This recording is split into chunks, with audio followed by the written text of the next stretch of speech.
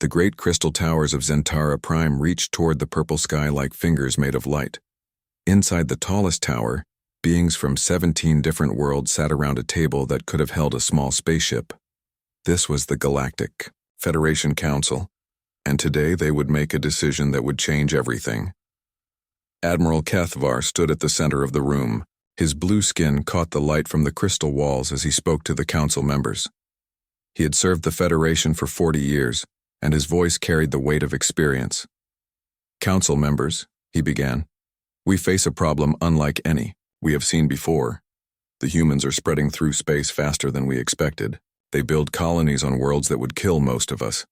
They refuse to follow our laws. They must be stopped." The council members shifted in their seats. Some had tentacles instead of arms. Others had scales or fur or skin that changed colors. But they all shared one thing: fear of the unknown threat that humans represented. Council leader Vexithari leaned forward. She was old even by her species' standards, and her silver eyes held the wisdom of centuries. "Tell us about these humans, Admiral. What makes them so dangerous?" Kethvar activated a holographic display that showed a blue and green world spinning, slowly in space. "This is Earth, their home world. Our scientists classify it as a Class 12 death world. The gravity is twice what most of us can handle. The air contains poison gases. The weather creates storms that could destroy our cities." He changed the display to show images of Earth's creatures: giant predators with massive teeth, flying creatures with sharp claws, swimming beasts larger than most Federation ships. The council members made sounds of disgust and fear. Yet somehow, Kethvar continued, the humans not only survived on this nightmare world, they became its masters. They killed the predators and ate them. They built cities in places where the storms rage. They learned to use the poison air to make themselves stronger. A council member from the peaceful world of Lotus Prime raised a thin arm. "Surely they must be reasonable beings. Have we tried to negotiate with them?" "We have," Kethvar replied, his voice growing darker. "They smile and nod and sign our treaties. Then they do whatever they want anyway. They established a mining colony on Hades 7, a world so hot that our best environmental suits fail within hours. They built it without asking permission and without following safety protocols." The display changed again to show Federation ships approaching human vessels. "When we send our patrol ships to enforce Federation law, they fight us. Not with words or legal arguments, but with weapons. They would rather die than submit to proper authority." An elderly council member named Torhawk spoke up. His species had been part of the Federation since its founding.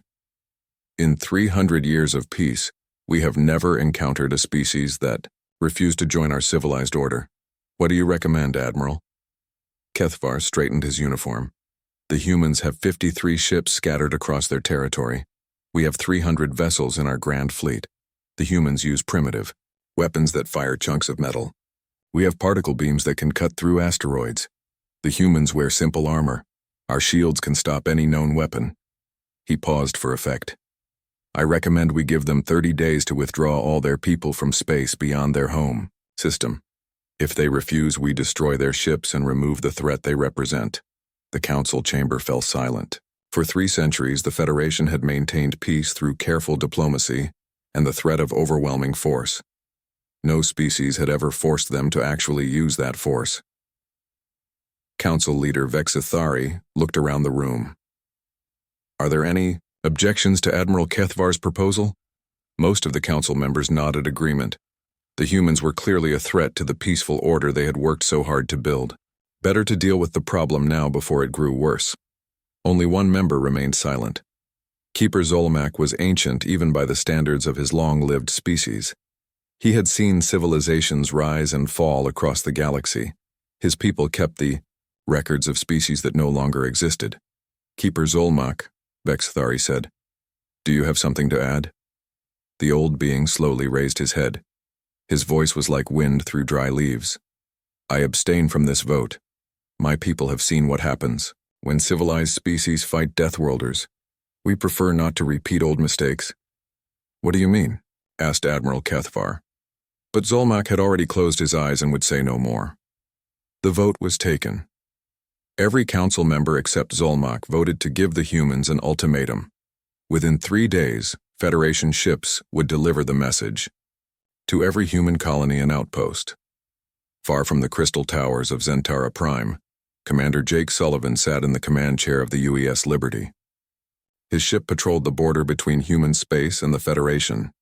It was a routine assignment that usually involved checking cargo manifests and helping lost ships find their way. The Federation message arrived on a Tuesday morning, ship time. Jake read it twice to make sure he understood correctly. The Federation was giving humanity 30 days to abandon all their colonies and return to Earth. Any humans found in space after the deadline would be destroyed. Jake immediately sent the message to Earth Command. He also sent copies to every human ship and colony in the sector. If the Federation wanted a fight, humanity would be ready.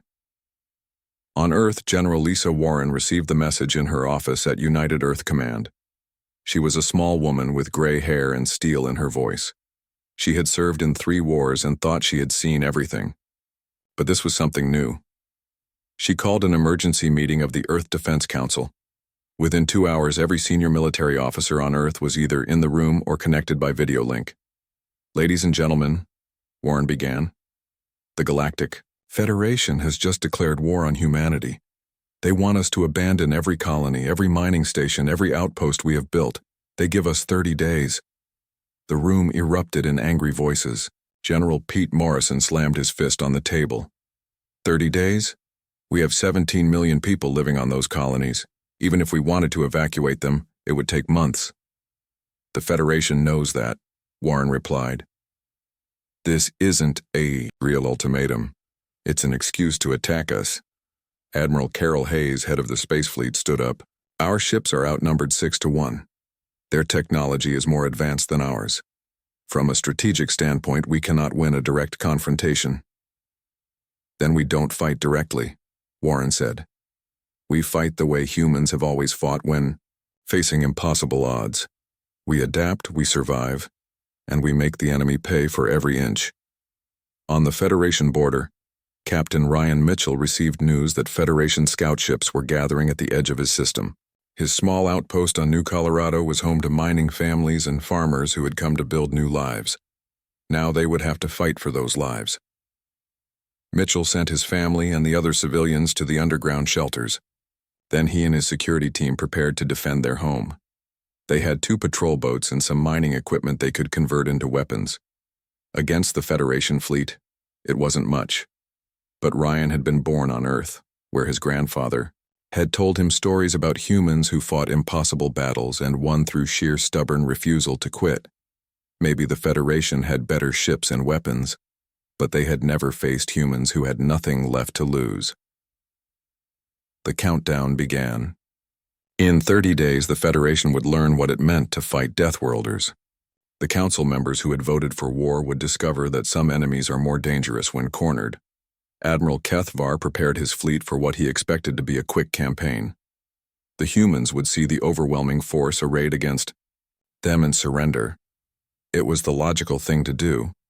But the Admiral had made one crucial mistake. He assumed that humans were logical. The first Federation attack came at dawn, ship time. Admiral Kethvar had chosen his target carefully. The orbital shipyards above New Texas were humanity's largest military construction facility. Destroying it would cripple human resistance before it could properly organize.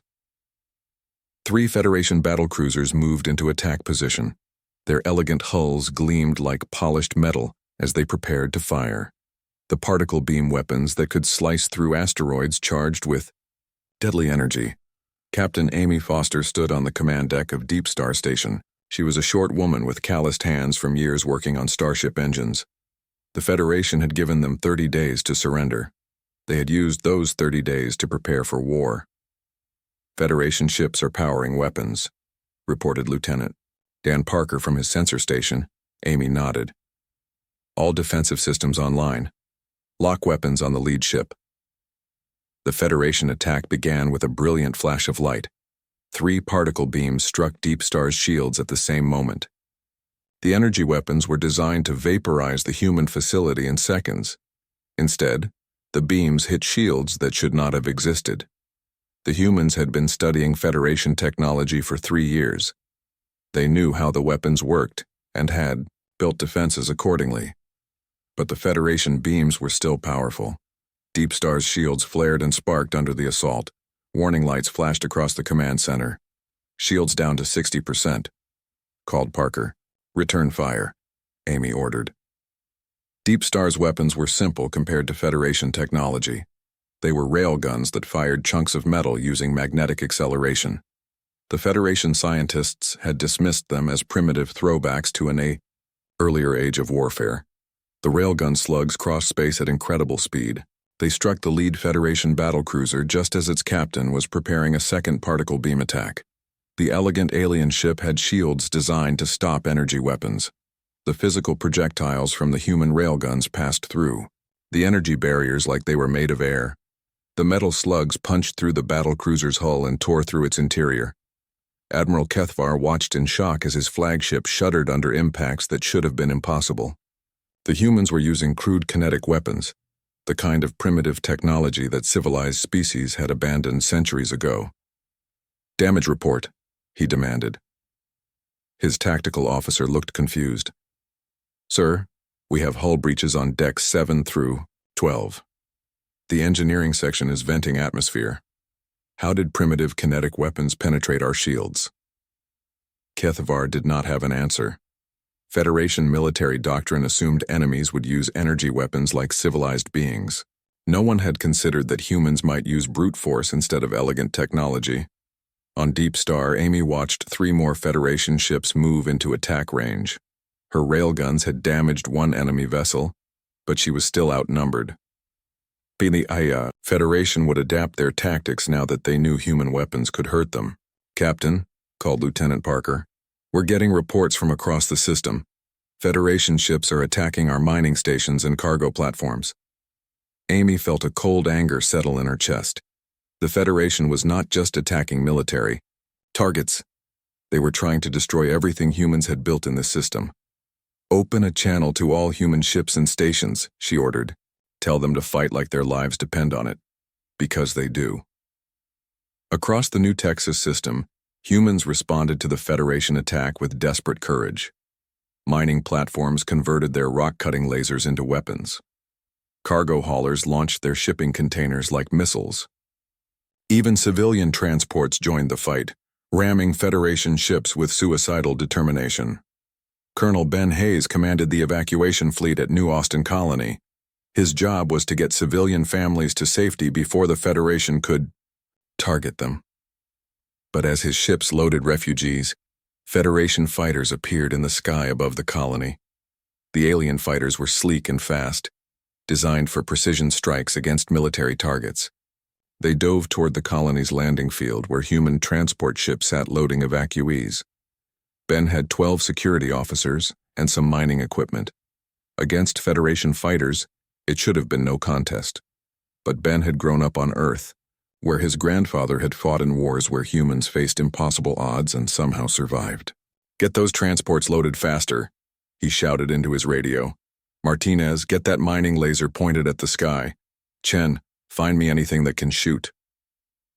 The Federation fighters came in low and fast. Their energy weapons lit up the morning sky as they targeted the defenseless transport ships. But as they swept over the colony, mining lasers reached up to meet them. The industrial equipment was not designed for anti-aircraft work. But humans had learned to use whatever tools they had available. The mining lasers were powerful enough to cut through solid rock. They proved equally effective against Federation fighter craft. 2 alien fighters exploded in balls of fire.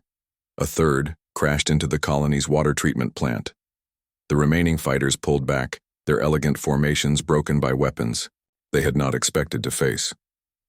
Ben watched the last transport ship lift off with a load of evacuees. His people had saved 300 families. But the colony itself was burning, and more Federation ships were coming. On the Federation flagship, Admiral Kethvar studied the tactical reports with growing confusion. His forces had superior numbers and technology. The humans should have surrendered after the first exchange of fire. Instead, every human installation was fighting back. Cargo platforms were launching improvised missiles. Mining ships were ramming his cruisers. Even damaged human vessels continued shooting until they were completely destroyed. "Sir," reported his communications officer, "we're receiving a transmission from the human commander." "Put it through," Kethavar ordered. Captain Amy Foster's image appeared on the main screen. Behind her, Deep Star's command center showed obvious battle damage. Smoke drifted through the air and sparks flew from damaged equipment. "This is Captain Foster of Deep Star Station," she said. "I have a message for Admiral Kethavar and the Federation Council." Kethavar straightened in his command chair. Perhaps the humans were finally ready to discuss surrender. Amy continued, "You attacked our homes and our families. You think we'll run away because you have bigger ships and fancier weapons. But you don't understand what you're fighting." She gestured toward the damaged command center around her. "Every human in this system grew up hearing stories about our ancestors on Earth. They faced predators with claws and teeth. They survived ice ages and plagues and wars. They never gave up no matter how bad things got." Her voice grew harder. "We're not some peaceful species that will surrender when faced with superior force. We're the descendants of apex predators, who fought their way to the top of the food chain on a world that tried to kill them every single day." Kethavar felt a chill run through his body. The human captain's words carried a threat that went beyond simple military resistance. "You want to know what humans do when cornered?" Amy asked. "We fight. We adapt. We find ways to hurt our enemies that they never saw coming. And we never ever give up." The transmission ended. Kethavar stared at the blank screen, trying to understand what he had just heard. The human captain had not asked for terms or tried to negotiate. She had simply promised to keep fighting no matter what. His tactical officer spoke up nervously. "Sir, we're detecting human reinforcements entering the system. It appears to be their patrol fleet from the outer rim." Kethavar looked at the sensor display. 12 human ships were approaching at high speed. They were smaller than his battlecruisers, but after the morning's fighting, he was no longer sure that mattered. "All ships prepare for second wave attack," he ordered, "and send a message to Fleet Command. Tell them the humans are not responding to our show of force as expected." Commander Jake Sullivan led the human reinforcements aboard the UES Liberty. He had received Amy Foster's distress call while patrolling the border. His small fleet included patrol ships, a few converted cargo haulers, and one elderly destroyer that should have been scrapped years ago. Against the Federation's remaining ships, it was not much of a force. But Jake had been born on Earth's moon colony where his parents had taught him about the warriors who had defended Earth against impossible odds. "All ships, this is Liberty Actual," he broadcast on the tactical frequency. "The Federation thinks we're going to run away from a fair fight. Let's show them what humans do when someone threatens our people." The human ships accelerated toward the Federation fleet. They had no elegant formations or sophisticated tactics. They simply charged straight at the enemy like ancient cavalry, ready to die before they would retreat. Admiral Kethavar watched the human ships approach and felt something he had not experienced in 40 years of service. For the first time since the war began, he was not certain of victory. Dr. Elena Rodriguez sat in her laboratory on Earth, watching the reports from the New Texas battle. As humanity's chief scientist studying alien life forms, she understood something that the Federation military leaders had completely missed. She activated her communication equipment and sent a message directly to the Federation fleet. It was time to educate their enemies about what they were really fighting. "This is Dr. Elena Rodriguez of Earth Central Research," she began. "I'm sending this message to Admiral Kethavar and any Federation officers who want to understand why your superior technology is failing against human forces." Admiral Kethavar received the transmission aboard his damaged flagship. After losing 3 ships in the second battle, he was desperate for any information that might explain the humans' impossible resistance. "You think you're fighting primitive aliens who got lucky with some crude weapons," Dr. Rodriguez continued. "But you're not fighting primitives. You're fighting Deathworlders. And there's a big difference." The message included detailed scans of Earth that no Federation scientist had ever been allowed to see. The images showed a world that made most Federation members sick just looking at it. "This is our home," Elena explained. "Earth's gravity is 9.8 meters per second squared. Most of your species evolved on worlds with half that gravity. Your bones would break under the weight of your own bodies if you lived here. She changed the display to show Earth's atmosphere. Our air is 21% oxygen. For most Federation species, that concentration would be toxic. You would die from oxygen poisoning within hours. Captain Steve Adams was fighting for his life aboard the cargo ship New Hope when Dr. Rodriguez's message reached the fleet. Federation boarding parties had blown a hole in his ship's hull, and his crew was fighting the aliens in corridors filled with smoke and sparks.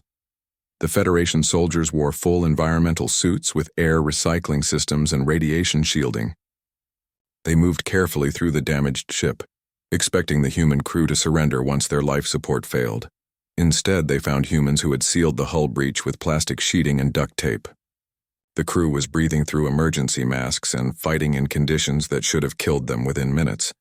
Steve himself had taken a blast from an energy weapon that had burned through his shoulder. Most Federation species would have been incapacitated by such an injury. Steve had wrapped it in a torn shirt and kept fighting. The Federation boarding leader couldn't understand what he was seeing.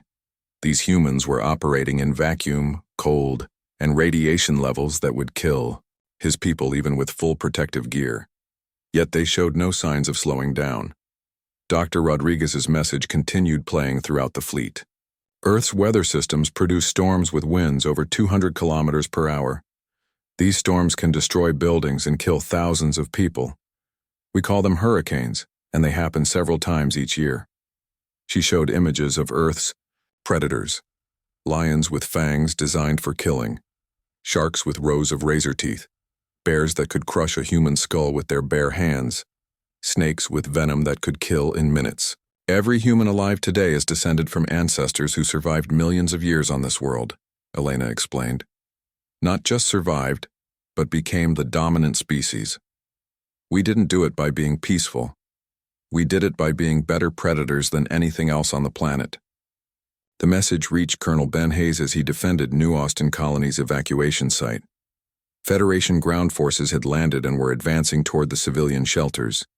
Ben had 30 security officers against 300 alien soldiers. With advanced weapons, the Federation commander expected quick victory. His troops had energy shields, powered armor, and weapons that could punch through steel. The humans had mining equipment and determination. But as the Federation forces advanced through the colony, they discovered that humans had been preparing for this fight. Every building had been turned into a fortress. Every street had become a killing zone. The mining equipment that the Federation dismissed as primitive proved devastatingly effective in close combat. Rock cutters sliced through alien armor like it was paper. Industrial explosives brought down entire buildings on advancing troops. Worse, the humans fought with a savagery that shocked the Federation soldiers. When they ran out of ammunition, they used tools as weapons. When the tools broke, they fought with their bare hands. Ben Hayes himself demonstrated this when a Federation soldier cornered him in the colony's maintenance shed. The alien was larger than Ben and armed with an energy rifle. Ben had a wrench. The fight lasted 30 seconds. The Federation soldier had been trained for civilized combat with rules and protocols. Ben had grown up on Earth where his father had taught him that fighting was about survival, not sport. The alien soldier was found later with his neck broken and his weapon missing. Ben was already moving to the next defensive position, bleeding from multiple wounds but still fighting. Dr. Rodriguez's message continued across the Federation fleet. You want to know why humans don't surrender when faced with impossible odds? Because impossible odds are what we evolved to handle. Our ancestors faced ice ages that lasted thousands of years. They survived volcanic eruptions that blocked out the sun. They lived through asteroid impacts that killed most life on Earth. Admiral Kethvar listened to the message with growing horror. The tactical reports coming in from across the battle zone confirmed everything the human scientist was saying. Human ships continued fighting after taking damage that would destroy any Federation vessel. Human crews worked in conditions that would kill most species within minutes. Human ground forces fought with a ferocity that made his veteran troops retreat in terror. "Sir," reported his communications officer, "we're receiving casualty reports from the ground assault on New Austin Colony. Kethavar read the report twice to make sure he understood it correctly. His elite ground forces had suffered 60% casualties attacking a mining colony, defended by security guards and maintenance workers. "How is this possible?" he demanded. His tactical officer looked pale. "The humans don't fight like any species we've encountered before. They treat every engagement as a fight to the death. They use weapons and tactics that our training never prepared us for." Dr. Rodriguez's message was reaching its conclusion. "You made one critical error when you decided to attack humanity. You assumed we would behave like the civilized species you're used to dealing with. You thought we would surrender when faced with superior technology and overwhelming numbers." She paused, letting her words sink in. "But we're not civilized in the way you understand the term. We're apex predators who learn to cooperate just enough to kill everything else on our planet. We don't surrender because surrender means death. And death is something we've been fighting since our species began." Captain Amy Foster was still fighting from Deep Star Station when the message ended. Her defensive platform had taken severe damage, but her weapons were still operational. Federation ships surrounded the station, demanding surrender. Amy opened a communication channel to Admiral Kethavar. Her image appeared on his screen, showing a woman covered in soot and blood from hours of combat. "Admiral," she said calmly, "did you understand Dr. Rodriguez's message?" Kethavar straightened in his command chair. "Captain Foster, your position is hopeless. You're outnumbered 10-1. Your shields are failing. Surrender now, and I promise your crew will be treated according to the laws of war." Amy smiled, and the expression sent a chill through every Federation officer who saw it. "Admiral, you still don't understand. We're not fighting according to your laws of war. We're fighting according to the laws of nature." She gestured toward the battle damage around her. "On Earth, the strong survive and the weak die. The smart adapt and the stupid get eaten. You thought you were the strong ones because you have better technology." Her voice grew harder. "But strength isn't about having the best weapons. It's about never giving up no matter how bad things get. It's about finding ways to hurt your enemies, even when they think they've already won." Amy leaned forward toward the camera. "You want to know what humans do when cornered by superior forces? We become more dangerous, not less. We stop fighting to win and start fighting to make sure our enemies lose everything." The transmission ended. Admiral Kethavar stared at the blank screen, finally beginning to understand the magnitude of his mistake. His elegant plan to quickly defeat the humans had collapsed into a grinding battle against enemies who refused to behave rationally. Every tactical advantage his forces possessed seemed useless against opponents who treated impossible odds as merely another challenge to overcome. For the first time in his military career, Admiral Kethavar was genuinely afraid of the enemy he faced. The news reached Earth Command at 0347 hours ship time. General Lisa Warren was drinking her morning coffee when the communication officer burst into her office with tears streaming down her face. "General," Lieutenant Sarah Kim said, her voice breaking, "New Dublin is gone." Warren set down her coffee cup with steady hands, but inside she felt something cold and terrible awakening. "What do you mean, gone?" "The Federation bombarded the planet from orbit," Sarah replied. 2 million civilians, the entire population. There are maybe a few thousand survivors in the deep shelters." Warren stared at the tactical display showing the New Dublin system. The planet's surface was glowing red from the orbital bombardment. Cities that had taken decades to build had been reduced to radioactive craters in a matter of hours. "They targeted civilians," Warren said quietly. "They murdered families. The Federation had made a critical error. They thought destroying New Dublin would break human morale and force a quick surrender. Instead, they had awakened something in humanity that had been sleeping since they left Earth behind." Commander Tony Clark received the news aboard his patrol ship in the Outer Rim. His sister Maria had lived on New Dublin with her husband and 3 children. His niece Emma had just started her first job at the Colonial University. His nephew Jake was only 8 years old. Tony stood in his command center, looking at the message that confirmed his family was dead. Around him, his crew waited in silence. They all had friends or relatives on New Dublin. They all understood what this meant. "Sir?" asked his weapons officer, Lieutenant Dave Martinez. "What are your orders?" Tony turned away from the display. When he faced his crew again, his eyes held something that had not been there before, something cold and hungry and patient. "War, stop playing defense," he said. "We start hunting." The change spread through human space like wildfire. Ships that had been protecting colonies and evacuation routes suddenly disappeared. Defensive positions that had been holding Federation forces were abandoned overnight. Admiral Kethvar thought the humans were finally retreating. His tactical officers reported that human resistance was collapsing across multiple sectors. The Aberdeen bombardment of New Dublin had apparently convinced them that continued fighting was hopeless. He was wrong. The humans had not retreated. They had simply stopped fighting the war the Federation expected and started fighting the war they understood. Dr. Patricia Moore had been studying Federation technology since first contact 3 years ago. As head of the Human Technology Assessment Division, her job was to figure out how alien equipment worked and how humans could defend against it. But Patricia had also been learning how to use that technology for other purposes. When the Federation fleet moved to attack human space, they left their supply lines undefended. They assumed humans would fight defensively, trying to protect their colonies. The Federation commanders had never faced an enemy that would abandon territory to strike at more valuable targets. Captain Nick Turner led the first human deep strike mission. His task force consisted of 12 ships that looked like ordinary cargo haulers to Federation sensors. But Patricia Moore's team had spent months modifying them with captured Federation equipment. The ships had stealth systems copied from Federation scouts. Their weapons were a mix of human railguns and captured alien energy weapons. Most importantly, they were crewed by volunteers who had lost family and friends on New Dublin.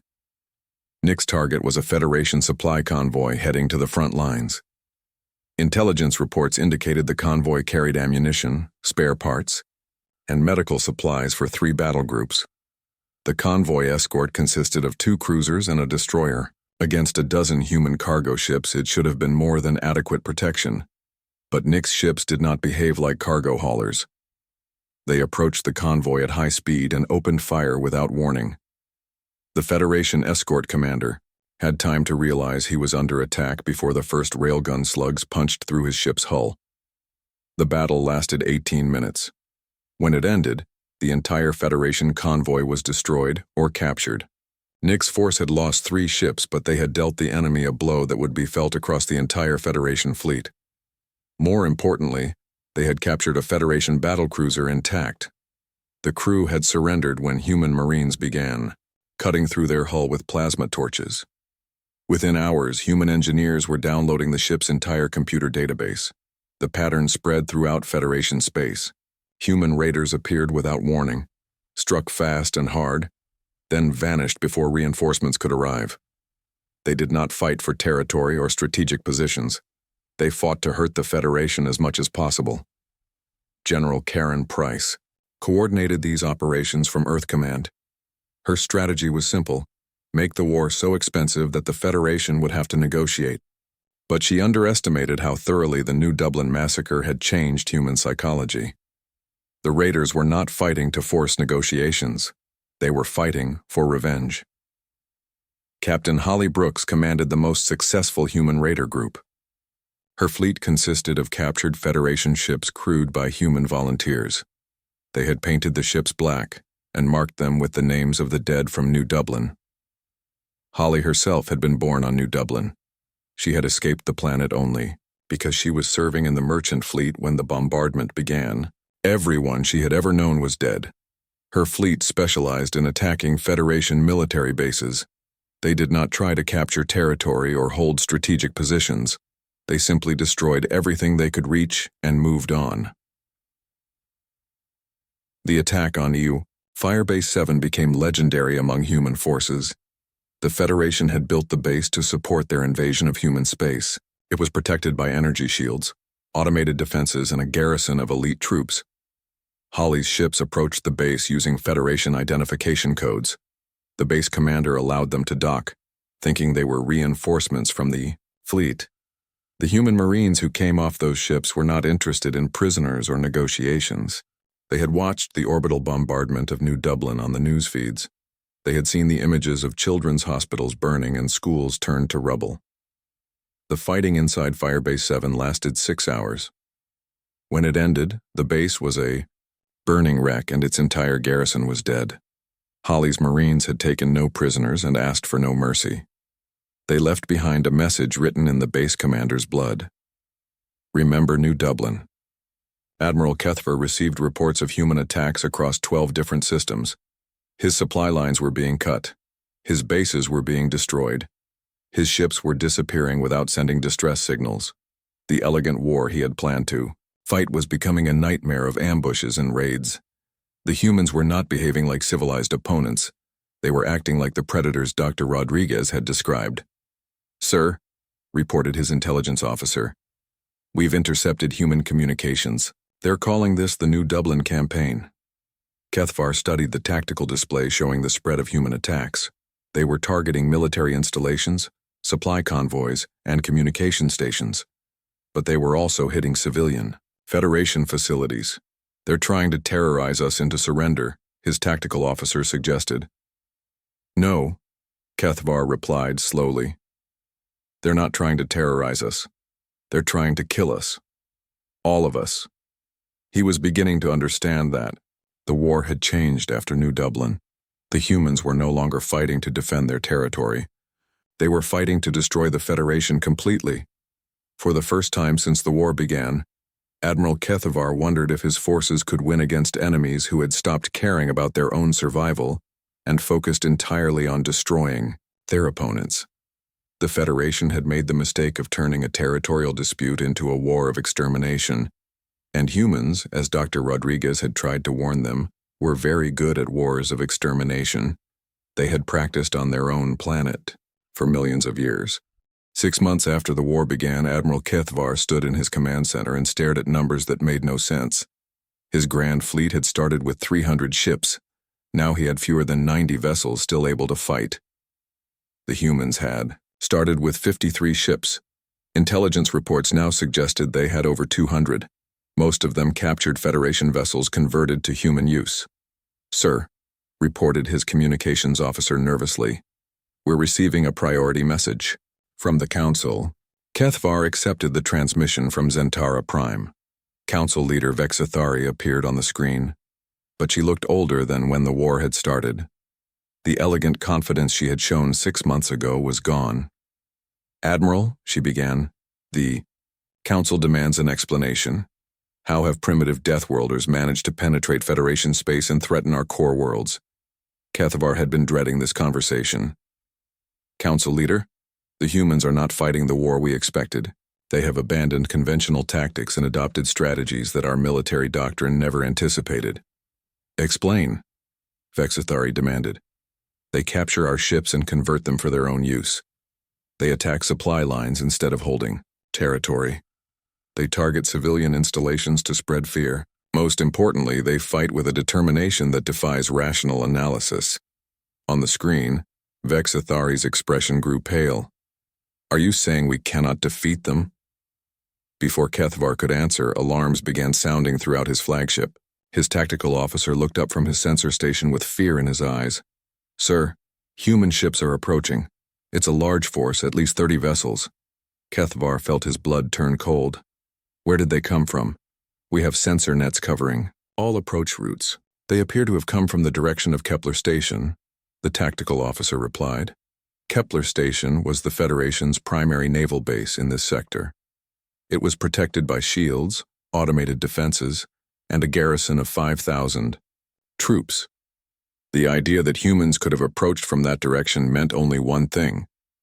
"Kepler Station has fallen," Kethvar said quietly. Captain Holly Brooks led the human assault fleet toward the Federation flagship. Her ships were painted black with the names of dead colonies written in red letters on their hulls. The lead ship bore the name New Dublin's Revenge. Holly had spent 6 months hunting Federation forces across 3 star systems. Her fleet had grown from 12 ships to 30 as more human raiders joined her campaign. They had captured weapons, ships, and technology that made them more dangerous with each victory. But this attack was different. This was not a raid or an ambush. This was the final battle. The Federation fleet tried to form defensive positions, but they were outnumbered and demoralized. Half their ships had damage from previous battles. Their crews were exhausted from months of fighting an enemy that appeared from nowhere and vanished like ghosts. The human ships attacked in groups, using tactics that combined Federation technology with human aggression. They did not try to disable enemy vessels or force surrenders. They simply destroyed everything in their path. Admiral Kethavar watched his fleet die around him. Ship after ship exploded or went dark as human weapons tore through their defenses. The elegant formations his navy had practiced for centuries collapsed into desperate individual battles for survival. "Sir," called his weapons officer, "the humans are targeting our command ship directly." Kethavar saw 3 human vessels breaking away from the main battle to attack his flagship. He recognized one of them as a Federation battlecruiser that had been captured months ago. The humans had modified it with additional weapons and armor. "All batteries, concentrate fire on the lead ship," he ordered. The Federation flagship's particle beams lanced out toward the approaching human vessels. The energy weapons struck the lead ship's shields and hull, causing massive damage. But the ship did not slow down or change course. Instead, it accelerated directly toward Kethavar's flagship. The human captain was attempting a ramming attack. "Evasive. Maneuvers!" Kethavar shouted. But his ship was too large and slow to avoid the collision. The human vessel struck the Federation flagship amidships, tearing through armor and hull plating. Both ships shuddered from the impact. Then human Marines began pouring through the breach. The fighting inside the Federation flagship was unlike anything Kethavar had experienced in 40 years of military service. The human Marines wore simple armor and carried basic weapons, but they fought with a savagery that terrified his veteran troops. Federation soldiers were trained for civilized combat with rules and protocols. The humans fought like wild animals, using whatever weapons they could find and showing no mercy to enemies who had murdered their families. Kethavar retreated to his command center as human forces advanced through his ship's corridors. His guards established defensive positions, but they were slowly being overwhelmed. The human who finally reached the command center was a young woman with short black hair and eyes that held no compassion. She wore the uniform of a Federation naval officer, but the insignia had been torn off and replaced with a human flag. "Admiral Kethavar," she said calmly, "I am Captain Holly Brooks of the Human Liberation Fleet. You are under arrest for war crimes." Kethavar straightened his uniform with dignity. "I am a prisoner of war and demand to be treated according to the Geneva Conventions." Holly smiled, but the expression was cold as space. "Admiral, we stopped following your civilized rules. When you murdered 2 million civilians on New Dublin, you wanted to fight Deathworlders. Now you get to learn what that really means." She gestured toward her Marines. "Strip him of rank and weapons. He's going to face trial for genocide." The war officially ended 3 days later when the Federation Council transmitted an unconditional surrender. General Lisa Warren received the message aboard the captured battlecruiser New Dublin, which had been Admiral Kethavar's former flagship. The surrender terms were simple. The Federation would withdraw from all systems within 50 light-years of human space. They would pay reparations for every human killed in their attacks. They would turn over all officers responsible for targeting civilian populations. Most importantly, they would publicly acknowledge that humanity was not a primitive species to be conquered, but an independent civilization with the right to expand into space. Council leader Vexathari signed the treaty in person, traveling to the human fleet under heavy guard. She was an old being who had lived through 3 centuries of peace, and the war had aged her visibly. "General Warren," she said as she placed her signature on the treaty, "my people made a terrible mistake. We thought we were fighting primitives with crude weapons. We never imagined we were attacking apex predators who had learned to cooperate." Warren nodded grimly. "Council leader, humanity tried to join your Federation peacefully. We offered trade, cultural exchange, and mutual cooperation. You responded with ultimatums and orbital bombardment." She gestured toward the viewport, where human ships patrolled the space around the defeated Federation fleet. Now you know what humans do when diplomacy fails. We become very good at war very quickly. Vexthari looked out at the human vessels. Many of them were captured Federation ships, their elegant lines modified with human weapons and armor. What happens now? She asked. Now we go back to expanding into space, Warren replied. But this time, the galaxy knows what humanity really is. We're not peaceful farmers who can be pushed around by superior technology. We're Deathworlders who fought our way to the top of the food chain on the most dangerous planet in known space. She stood up from the conference table. Any species that wants to trade with us or share space with us will be welcome. But any species that threatens human civilians will learn the same lesson you just learned. Warren turned toward the viewport. The galaxy is big enough for all of us, but if you try to take our share by force, you'll discover that humans are very good at taking things back. The Federation fleet departed human space the next day. They carried with them the knowledge that they had made the worst military decision in their species' history. They had chosen to wage war against Deathworlders. And Deathworlders, as they learned too late, never forgive and never forget. The war was over, but the galaxy would remember its lessons for centuries to come.